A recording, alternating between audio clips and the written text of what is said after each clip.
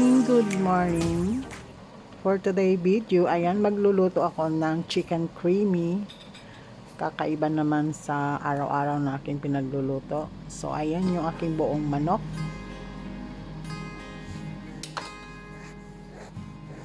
Slice ko na siya.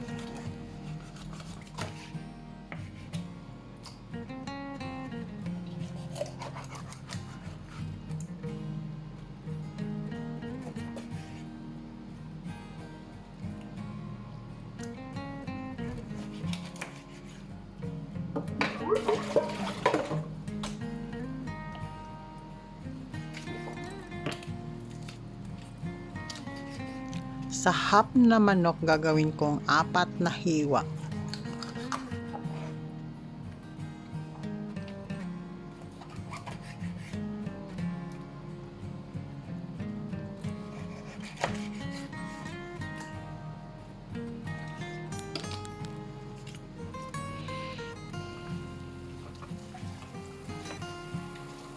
Hugasan ko ng maigi, tanggalin yung mga kaso-kasuan, mga dugo-dugo.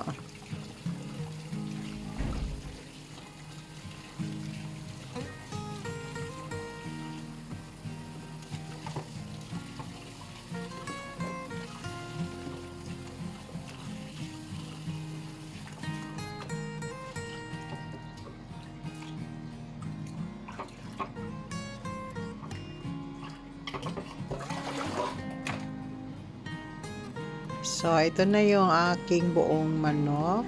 Ta-slice na lang maayos at malinis na rin. So, gagawa ko ng maraming sibuyas.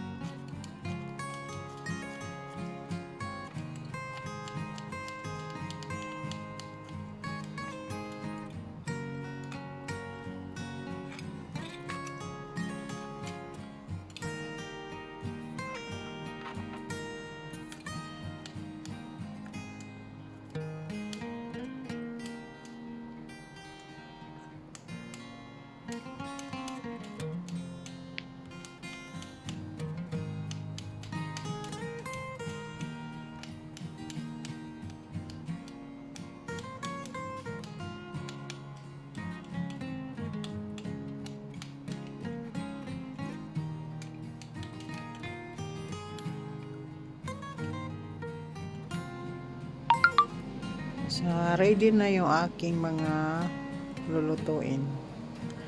Ayan, ready na rin yung aking karahay. Olive oil ang ating gagamitin.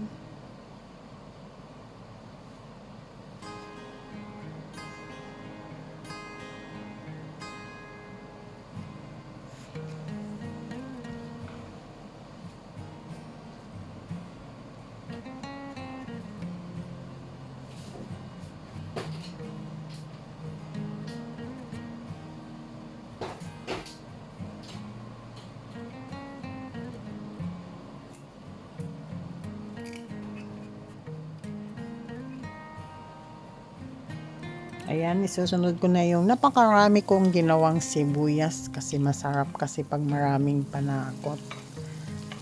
Malinamnam yung ulam.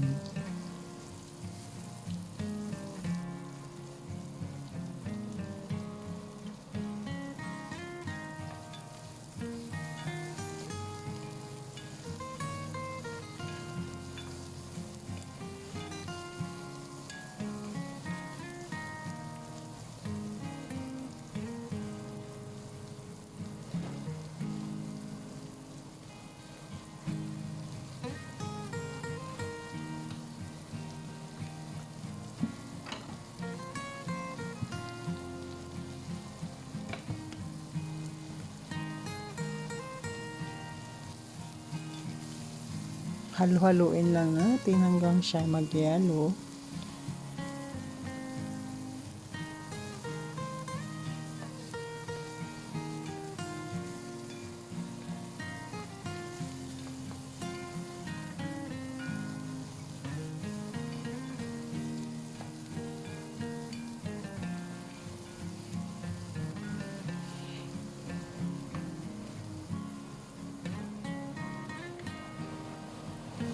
Lagyan ko siya ng 2 kutsaritang tomato paste. Ayan, isabay ko na rin yan sa pagluto para pag-absorb sa kanyang mga panakot.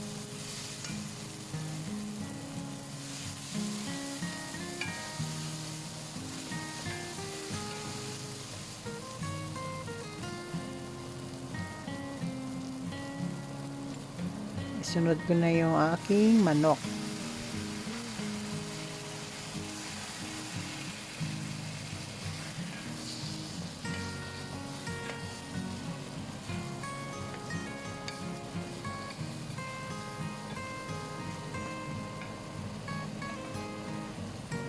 Lagyan ko din siya ng tarnamic powder.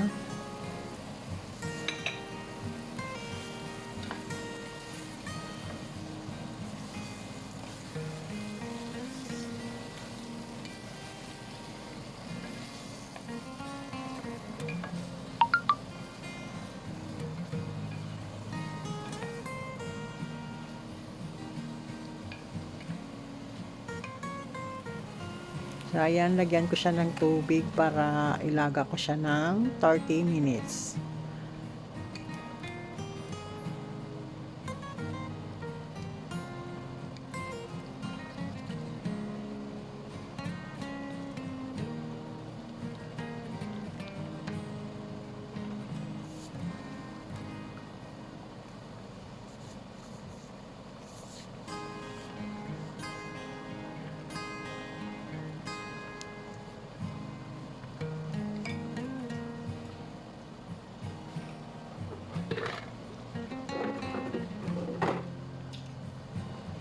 Lagyan natin siya ng cinnamon stick kasi kailangan, at dry lemon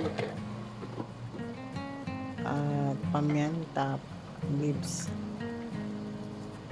Halo-haluin lang.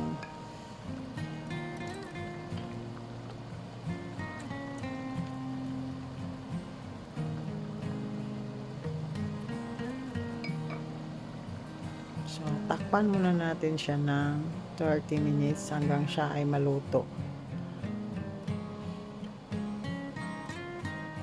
So, ayan na yung after ng 30 minutes. Malapit nang matuyo. Lagyan ko siya ng oyster sauce, Indian sauce, ang aming oyster sauce dito. So, pwede na yan. Wala nang ang laman pala. May konti pa.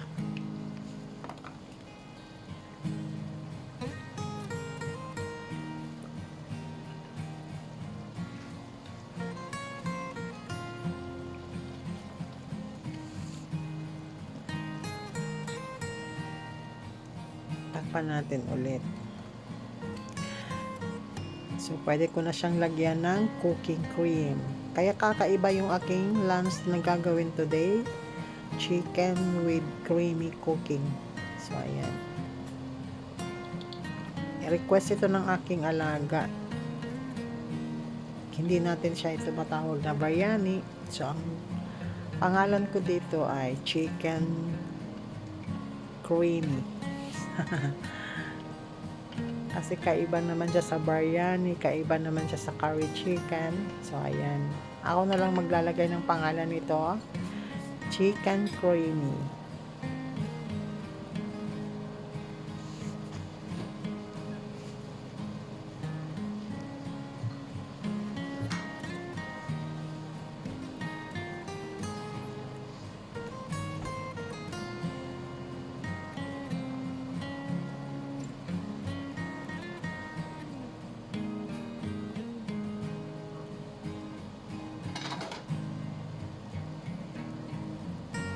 Nakahanda na rin yung aking bell pepper at parsley. Kailangan natin itong lagyan para malinamnam. yung ating chicken cream.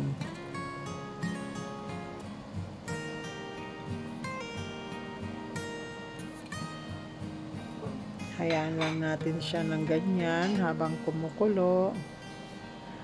Ayan, takpan lang muna natin saglit.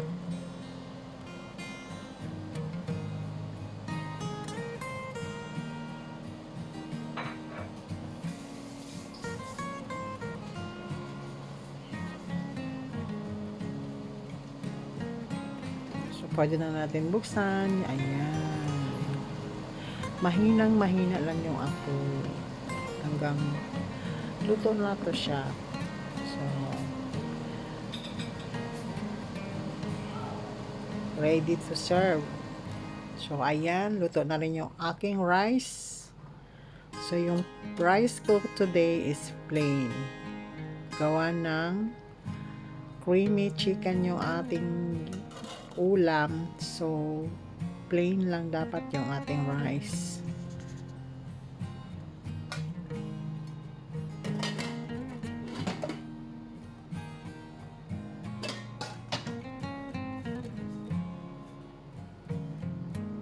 Ayan na yung aking creamy chicken. So, ayan. Ganyan sila dito. Pag naghahanda ako ng pagkain, ilalagay ko lang sa ibabaw ng rice yung ulam. Ganun lang kasimple.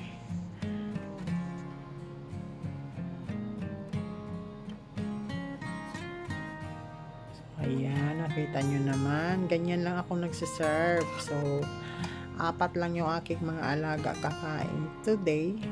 Ganito lang ako magsiserve.